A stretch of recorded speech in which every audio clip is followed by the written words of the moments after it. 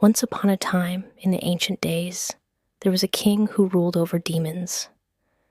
The demon king owned a magical horse named Raksh. Whenever Raksh was about to give birth, she would disappear to a secret place where no one could witness it. One day, while Raksh was about to foal, the youngest son of the demon king secretly followed her. He saw Raksh standing over a deep well, placing one hoof on each side of it.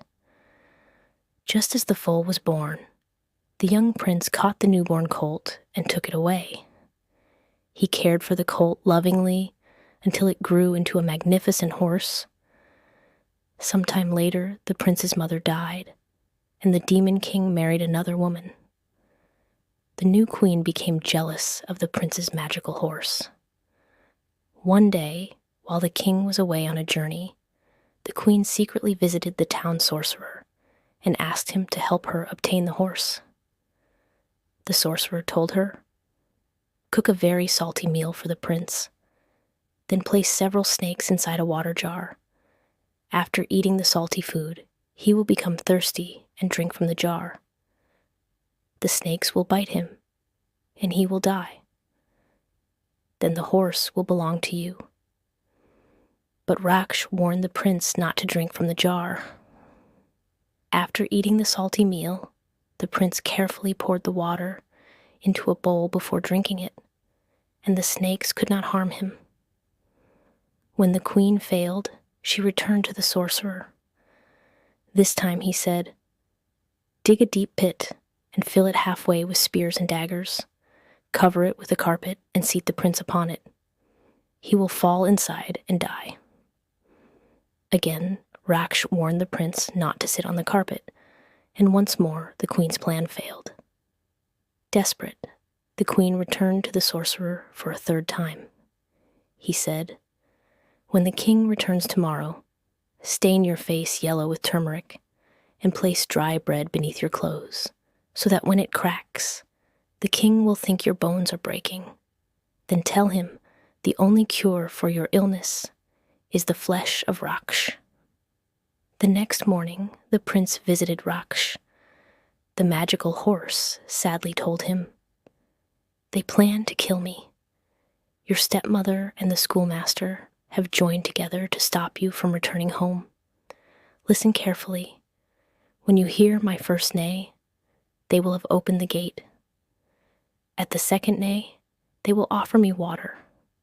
At the third neigh, they will cut my throat." The prince went to school, but soon he heard the first neigh, then the second, and finally the third. He struck the schoolmaster who tried to stop him and ran home. There he saw that they were truly preparing to kill Raksh. The prince asked his father for permission to ride the horse around the courtyard, one last time with the queen before the execution. The king agreed. The prince mounted Raksh and seated the queen behind him. Then he rode away from the land of demons toward the world of humans. After traveling some distance, he threw the wicked queen from the horse, and she died. The prince and Raksh continued their journey until they reached the human world. There they came across a flock of sheep. The prince bought a sheep from a shepherd, roasted its meat, and covered himself with its skin so that he would look like an ordinary human.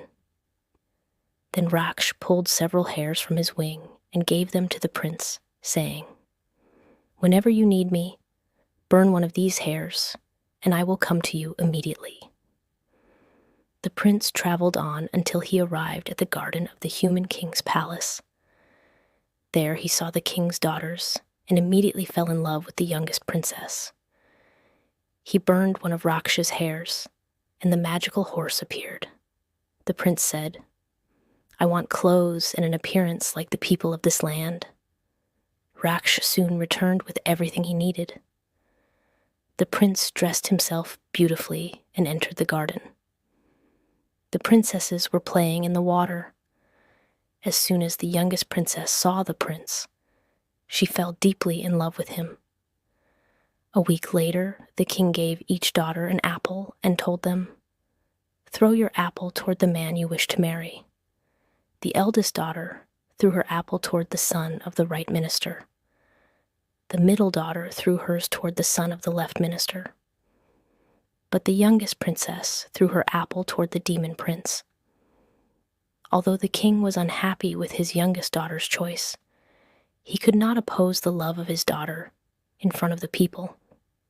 However, he held only a small wedding celebration for them. One day, the king ordered his sons-in-law to go hunting. He gave fast horses to the 2 elder sons-in-law, but gave the demon prince an old horse that could barely walk. After traveling a short distance, the prince burned one of Raksh's hairs, and the magical horse appeared at once.